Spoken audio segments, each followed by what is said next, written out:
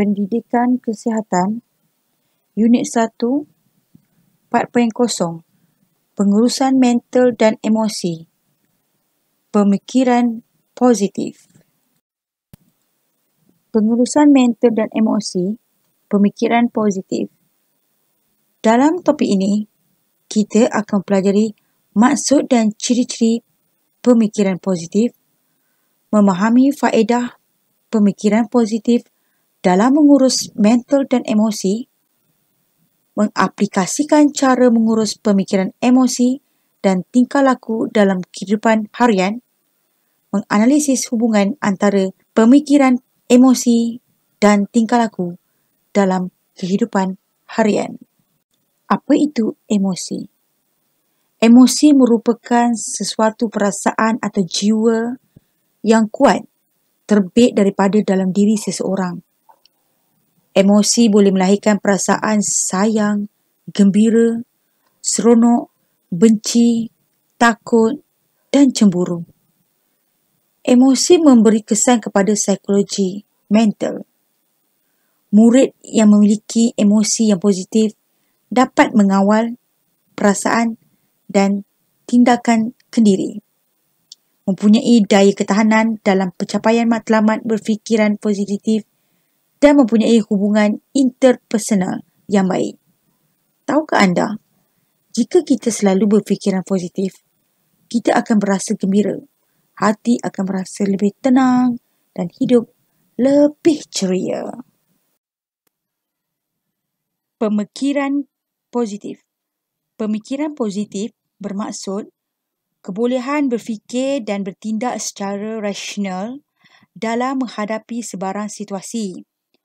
Untuk memupuk pemikiran positif, langkah pertama mengamalkan pemikiran positif dalam kehidupan seharian kita. Terdapat 10 ciri-ciri membina sikap positif. Pertama, jangkakan kejayaan. Kedua, lakonkan watak orang cemerlang. Ketiga, ubah penampilan diri. Keempat, berkawan dengan orang yang berjaya. Kelima, dalami ilmu kecemerlangan. Keenam, fokus kepada apa yang anda mahukan. Ketujuh, kejayaan silam pembakar semangat. Kelapan, saranan diri positif. Kesembilan, soal diri dalam soalan positif. Kesepuluh, dapatkan model ikutan. Ciri pertama, jangkakan kejayaan. Hukum minda mengatakan apa yang dijangkakan berkemungkinan besar akan berlaku. Oleh itu, daripada kita membuang masa menjangkakan kegagalan, kenapa kita tidak menjangkakan kejayaan? Sekiranya anda menjangkakan kejayaan, fokus anda pasti bagaimana untuk berjaya. Anda gambarkan hanya nikmat dan erti sebuah kejayaan. Secara tak langsung, anda mengharap sikap yang positif. Malangnya, dalam kehidupan ini, kita sering takutkan kegagalan. Cara fikir kita menjurus ke arah itu. Oleh itu, yang tergambar dalam pemikiran kita hanyalah halangan dan rintangan serta kepayahan. Dalam memburu kejayaan, anda tidak boleh putus harapan. Harapan adalah satu anugerah yang cukup besar Tuhan berikan kepada manusia. Manusia biasanya membangun kepada tahap yang mereka jangkakan ataupun yang orang lain jangkakan terhadap mereka. Oleh itu, kita kena jangkakan kejayaan dalam setiap usaha yang kita lakukan. Sekiranya kita perlu mengubah perancangan saran, ubahlah. Pastikan juga kita bertindak balas secara positif kepada perkara-perkara yang mungkin membantutkan kejayaan itu. Kita lihat diri kita sebagai seorang yang pasti boleh merealisasikan harapan yang digenggam. Apabila kita merasa yang kita tidak ada masa depan, tiada harapan nak maju, tiada peluang untuk meningkatkan keupayaan, Ini akan menjuruskan kita pada sikap negatif, iaitu sikap malas. Ciri yang kedua. Okey. Tidak dinafikan setiap manusia ni ada kelemahan dan kekuatan sendiri. Bagi untuk berjaya, kita mesti mempunyai model ikutan yang boleh diteladani. Cuba kita tengok senario berikutnya. Cuba kita tengok senario berikutnya. Katakanlah anda ni sebagai seorang pelajar dipilih berlakon dalam sebuah filem tempatan. Jadi artis ni. Kisahnya berkisar tentang kehidupan pelajar-pelajar sekolah, hero ataupun heroin. Bayarannya cukup lumayan, RM10,000, dan nama anda juga bakal dikenali ramai selepas filem ni ditayangkan nanti. Anda dikenaki melakonkan watak pelajar cemerlang. Itu je dia punya watak. Syarat bagi anda kekal watak. Syarat bagi anda kekal sebagai pelakon cuma 2, iaitu mestilah menjaga disiplin dan masa anda. Maknanya, apabila penggambaran tu bermula jam 5 petang, anda mesti berada di lokasi sebelum masa tu. Mesti menghayati watak pelajar cemerlang sepenuhnya. Kena menghayati watak tu pelajar yang cemerlang yang sepenuhnya. Barulah pengarah tu akan berpuas hati. Jikalau pengarah tu tak puas hati dengan lakonan anda,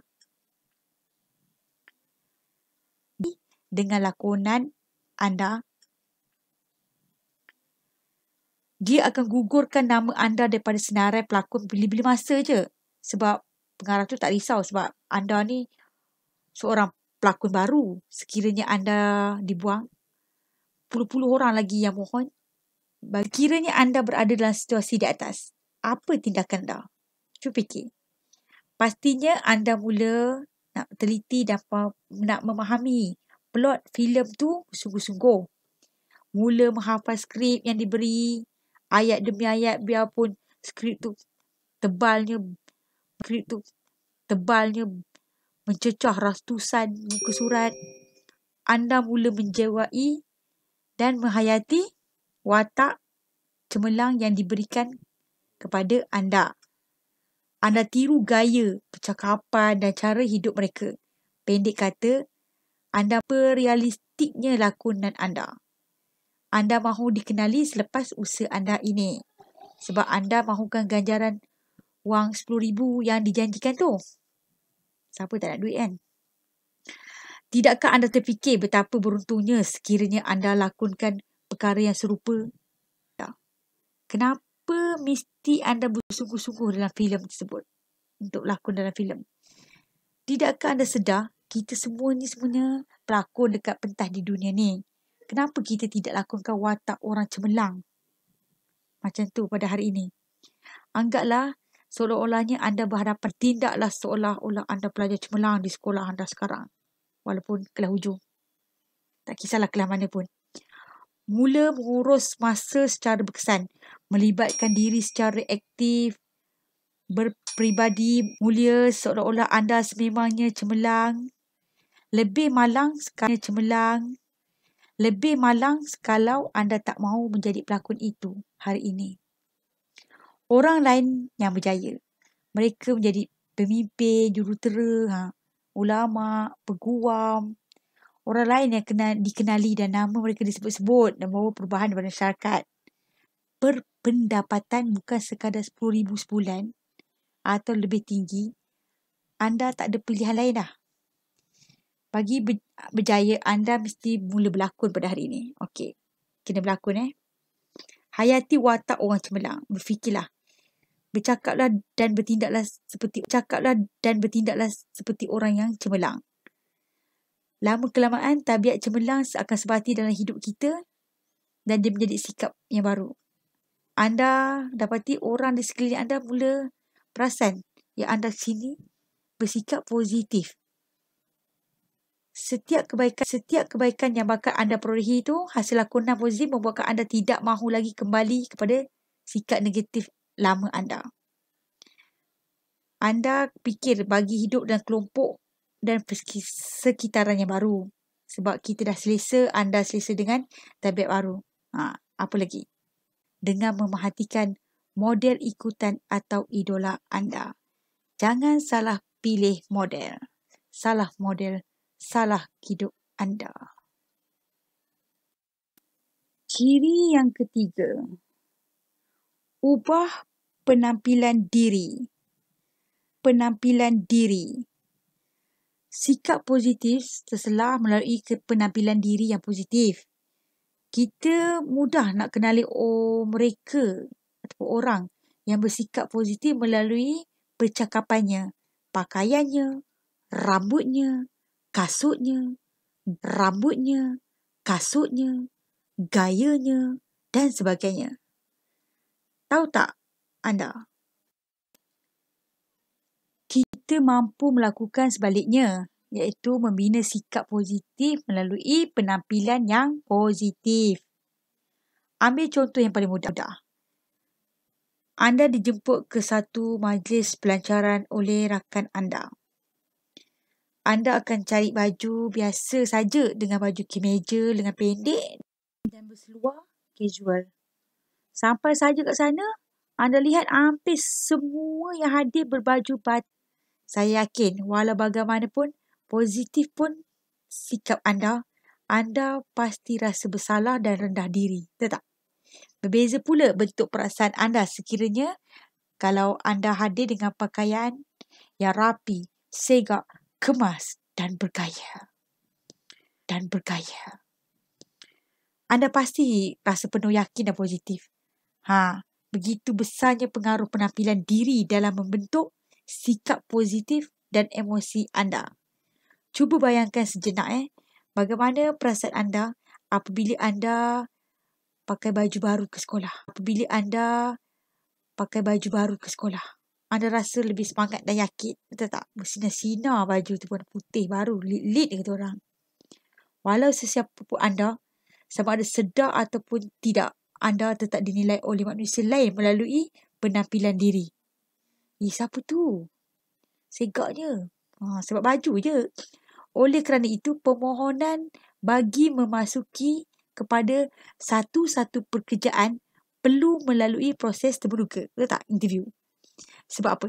Sebab mereka nak tengok calon-calon secara terus. Bukan sekadar dari menguji kebijaksanaan diri. Sebab penampilan diri itu akan melambangkan sikap dan pribadi seseorang. Ingat tu, penampilan mencerminkan diri anda. Ciri yang keempat. Ini penting. Berkawan dengan orang berjaya. Sekiranya anda memilih kawan yang positif, bergaul dengan mereka yang berjaya dan banyak bincang mengenai apa yang mereka capai pada masa depan, pastinya akan pengaruhi pemikiran dan tindakan harian anda. Anda juga akan terdorong bagi dalam hidup seperti mana mereka. Mereka yang gagal hanya mampu menceritakan kisah-kisah kegagalan mereka, sedang mereka yang berjaya pula akan ceritakan kisah-kisah kejayaan mereka. Bagi berjaya, anda perlu berkawan dengan mereka yang berjaya. Betul tak? Belajar daripada mereka yang berjaya.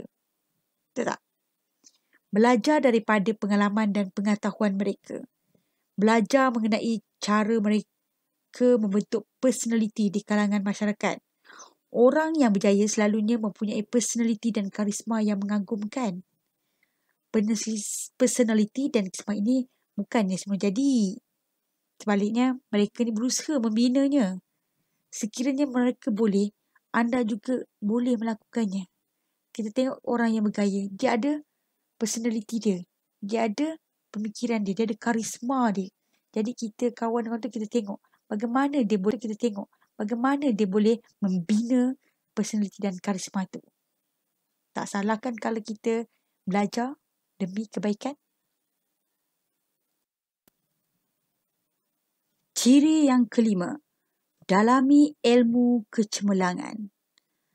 Semangat ni ada masanya kita terlupa mengenai matlamat yang kita nak dikejar. Sebab kita sibuk dengan urusan sana, urusan sini, aktiviti sana, aktiviti sini, ke sana, ke sini, ke sana, ke sini. Ada masa juga diri ni terasa malas dan bosan. Masanya mesti ada masa tu. Semua ni lumrah hidup sebagai manusia. Semua ni lumrah hidup sebagai manusia. Bagi nak mengekalkan semangat dan membina sikap positif ni, anda perlulah sentiasa mendalami ilmu kecemerlangan diri. Macam mana tu? Anda boleh mendalaminya dengan banyak baca buku-buku motivasi, bincang dengan rakan-rakan, diri program dan ceramah motivasi. Selain tu, kita boleh mendengar kesek-kesek motivasi, mendapatkan bahan-bahan daripada internet. Semakin bertambah ilmu kecemerlangan diri di dada, semakin positif dan matanglah fikiran kita. Ciri yang keenam, fokus kepada apa yang anda mahukan. Anda sering mendengar sikap positif lahir daripada pemikiran yang positif. Namun begitu, fahamkah anda apa yang dikatakan berfikir kita? Kita hanya bertindak dan berusaha mengejar apa yang ada dalam fikiran kita. Apa yang terlintas, apa yang ternampak dan yang tergambar di fikiran. Maknanya, bagi anda menjadi orang yang berjaya, anda mesti gambarkan diri anda sebagai orang yang berjaya. Anda mesti mampu melihat apa yang mahu dilakukan mulai hari ini bagi menjadi orang berjaya. Fikirkan pula, positifkan anda apabila anda berkata, mulai hari ini aku tak malas lagi. Hari ini aku tidak mahu solat lagi. Tidak mahu tinggal solat lagi. Aku tidak mahu main-main dalam kelas lagi. Aku tidak mahu lawan cakap ibu dan bapa lagi. Positif kan anda kalau cakap macam tu? Jawapan dia tidak. Kalau awak cakap macam tu, jawapan dia tidak. Kalau awak cakap macam tu, maksudnya tidak. Tidak positif. Hasrat anda itu memang baik, tapi fikiran tu negatif. Ini adalah sebab fokus kepada apa yang anda tidak mahu. Anda tidak. Semuanya tidak. Bila ada perkataan tidak, itu maksudnya yang negatif. Anda tergambar bagaimana anda main-main dalam pekerjaan ataupun dalam pelajaran. Anda terbayang bagaimana anda melawan cakap ibu bapa, ketua dan sebagainya. Apabila ini tergambar, ini jugalah hasilnya. Anda menghasilkan sesuatu yang negatif sedangkan hasrat anda baik. Oleh kerana itu, anda perlu ubah gambaran minda anda kepada gambaran yang positif dengan mengubah ucapan anda. Sebab tu orang kata fikir buruk jadi cakap. Yang penting tu, kerana mulut badan binasa.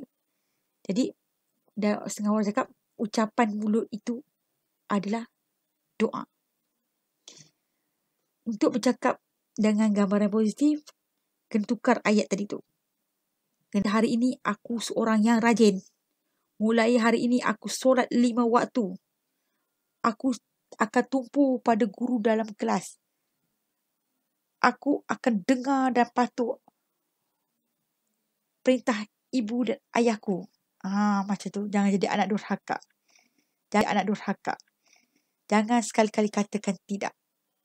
Itu melambangkan pemikiran yang negatif. Jadilah seorang yang positif. Ciri yang ketujuh, kejayaan silam pembakar semangat. Dalam hidup ni pasti ada sekali dua anda mencipta kejayaan, sama ada kecil ataupun besar. Waktu kecil dulu mungkin anda pernah tewaskan rakan-rakan dalam permainan dan bangga dengannya kan. Mungkin juga pernah dipuji atas pencapaian, kualiti kerja ataupun mungkin anda pernah menerima anugerah sebagai pemenang dalam apa jua jenis pertandingan. Mulai hari ini, cuba ingatkan kembali sebanyak mungkin kenangan manis ini dan senaraikan dalam diary anda. Setiap kali anda rasa stres, tertekan, negatif, malas, bosan dan sebagainya, baca diary tak pun tengok balik gambar-gambar kejayaan-kejayaan anda. Framekan dekat bilik tu. Masa dapat hadiah dan pingat sebagainya. Supaya dia memberi anda semangat balik. Gambarkan dengan jelas apa yang berlaku pada masa tu. Rasakan apa yang anda rasa pada masa tu macam mana. Semangat yang membara. Anda melakukannya bersungguh-sungguh. Semangat ni akan kekal cemerlang untuk menjana sikap yang positif. Tak kiralah betapa gagalnya anda rasa hidup ni, namun pasti pernah sekurang-kurangnya sekali anda pernah dipuji atas kebaikan dan anda pernah dipuji atas kebaikan dan kejayaan silam. Lakukan perkara berikut. Sediakan buku kecil seperti jurnal ke, buku 5 tu ke. Senarakan semua kejayaan anda dari dulu hingga ke hari ini. Buat satu diary. Boleh juga berjaya membantu anak kucing yang berada di tengah jalan. Itu pun satu kejayaan juga. Kemudian baca dari hati yang anda tulis satu persatu. Gambarkan keadaan tu. Ingat balik. Rasakan perasaan anda dan dengar apa yang anda dengar pada masa tu. Lakukan dengan penuh kesungguhan dan rasakan satu getaran perasaan yang positif yang akan mengalir dalam setiap urat nadi anda. Sentiasa kemaskan kini jurnal anda dengan kejayaan-kejayaan baru sebab dia adalah sumber tenaga dan keyakinan serta kekuatan anda. Sebab anda mungkin tak ingat semuanya, tak apa, ambil masa. Anda akan tambah senarai kejayaan anda bila masa je. Hari ini berjaya buat kek coklat. Itu pun dah kejayaan juga, tulis. Tapi sekarang senang sebab dah ada media sosial update dalam status. Tapi akan hilang. So, lepas tu tabiat yang baik. Mulai hari ini rakamkan setiap peristiwa. Tu rakamkan. Masuk dalam video ke, seloknya gambar. Gambar, cuci frame. Setiap kali anda rasa stres dan tak dihargai ataupun down ke putus asa, lihat balik jurnal, gambar dan rakam anda. Putus asa, lihat balik jurnal, gambar dan rakam anda. Yelah, bila tengok balik gambar kejayaan anda masa ambil hadiah ke, kejayaan dengan bersama dengan dalam kelas dengan kawan, ia akan berikan semangat anda. Itulah salah satu caranya. Okey, praktikkan, mulakan hari ini. Ciri yang ke-8. Saranan diri positif. Okey, untuk kekal dalam sikap positif ni, anda perlu menyarankan diri anda dengan moto yang merangsangkan jiwa dan fikiran.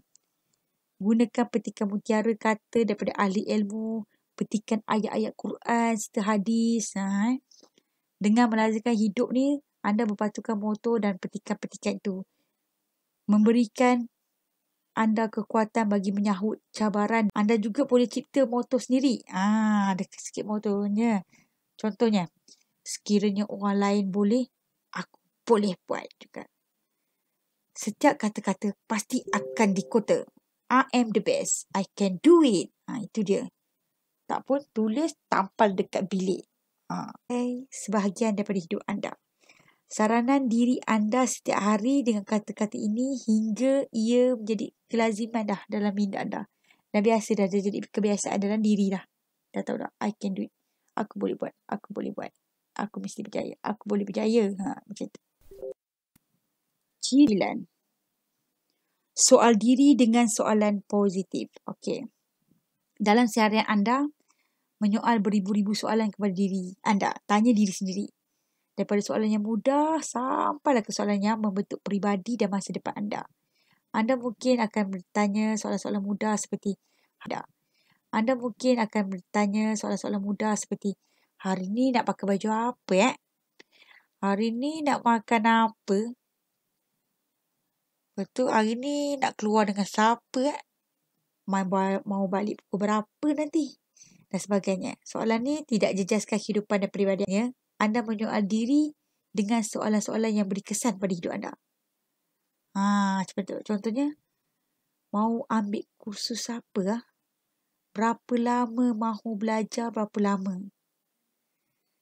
Nak rebut peluang ataupun tidak? Macam tu. Contohnya. Contohnya. Orang berjaya, dia akan menyoal dengan soalan-soalan yang dapat memajukan diri dia. Dia akan tanya. Dia akan menyoal balik pada diri dia. Dia cakap dengan diri sendiri ni. Speak yourself ni. Contohnya, apakah hikmah di sebalik ujian Tuhan ni? Dia soal. Apa lagi yang boleh aku buat supaya ia menjadi lebih baik? Dia tanya diri dia sendiri. Apa yang belum aku selesaikan lagi? Apakah setakat ini saja kemampuan diri yang dianugerahkan oleh Tuhan padaku?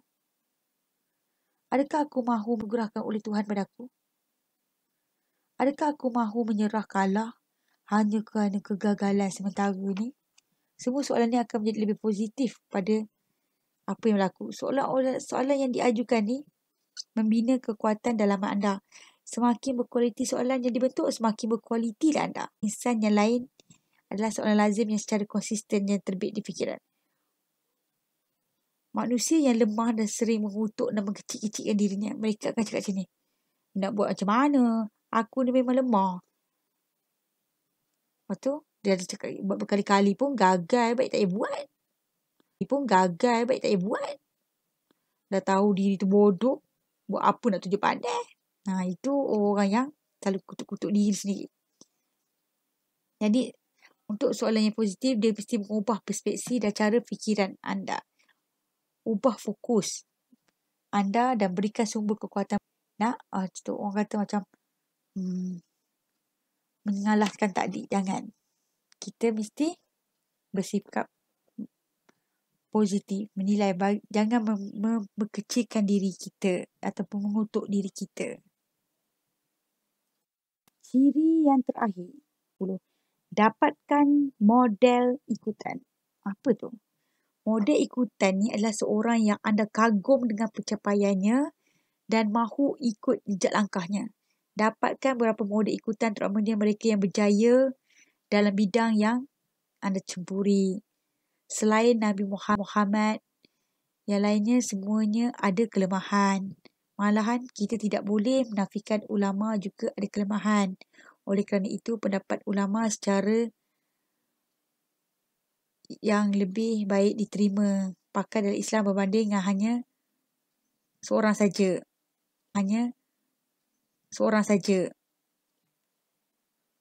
Selepas anda kenal pasti model ikutan anda, cuba dapatkan gambar mereka. Baca juga kisah hidup mereka, pelajari bagaimana diorang merancang dan bertindak. Cari potongan kata-kata utapan hidup mereka dan lihat bagaimana mereka mengatasi setiap masalah yang datang. Semakin besar kejayaan seorang itu, semakin besarlah cabarannya. Ingat tu. Kejayaan dan pengemanan adalah dua perkara yang sering berada pada tempat yang sama. Kejayaan bukanlah apa yang dimiliki, tapi apa yang kita pelajari. Siapa kita di penghujung kehidupan ini jauh lebih penting berbanding apa yang kita perolehi pada masa itu. Jadi kalau nak pilih model ikutan tu, pilih yang baik-baik. Ini saya tengok, janganlah artis tu lah, artis ni lah, Korea lah, K-pop lah, jadi model ikutan. Itu salah. Kerana ia tidak dapat membina hidup anda. Dan kita kena tahu mana asal kita. Dari mana asal kita, siapa kita. Maksud ayat di atas sama tetapi menunjukkan pemikiran yang berbeza. Bincangkan. Mari kita tukar pemikiran negatif kepada pemikiran positif. Yang pertama, mulai hari ini saya tidak akan malas lagi. Positifnya, mulai hari ini saya akan menjadi seorang yang rajin. Negatif, saya tidak mahu bermain-main di dalam kelas lagi. Positif, saya akan tumpukan perhatian di dalam kelas.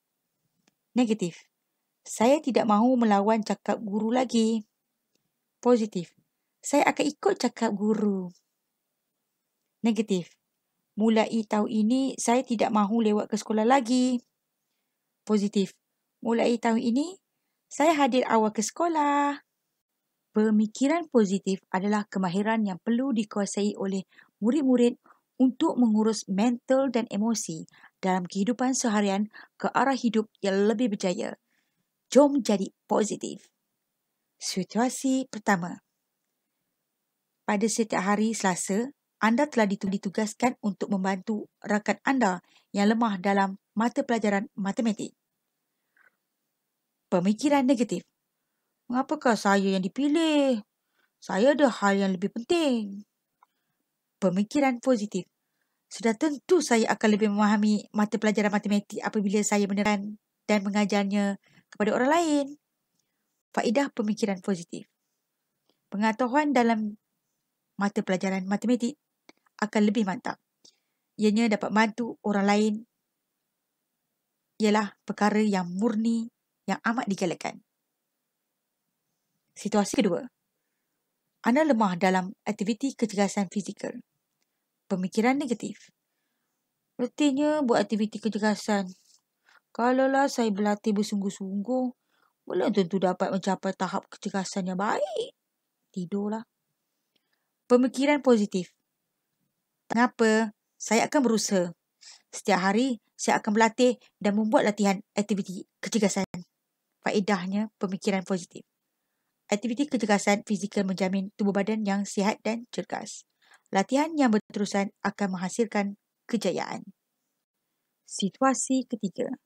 Sahabat karib anda tidak memberi perhatian apabila anda cuba berbual dengannya pagi ini. Pemikiran negatif. Tak guna. Apa salah saya? Dia tidak sepatutnya buat saya macam ni. Menci. Pemikiran positif. Sahabat saya ada masalah ni. Saya harus siasat apa masalahnya dan cuba memberikan pertolongan. I'm coming. Faedah pemikiran positif. Setiap individu saling memerlukan antara satu sama lain. Persahabatan amat penting dalam kehidupan seharian. Nadi ilmu. Dengan memiliki emosi yang baik, murid akan berupaya mengawal dan menguasai pemikiran, perasaan dan tingkah laku. Berfikiran positif terhadap diri sendiri dan mempunyai hubungan baik dengan orang lain. Dapat menyelesaikan masalah secara sistematik dan mempunyai kesedaran dan juga kawalan diri yang baik. Kalau kau mahu dah berjaya nanti, kau mencarilah kerja yang menjamin masa depan. Bukan kami asyik kena ikat jaring koma pula ya. Bisa sungguh nasihat ibuku.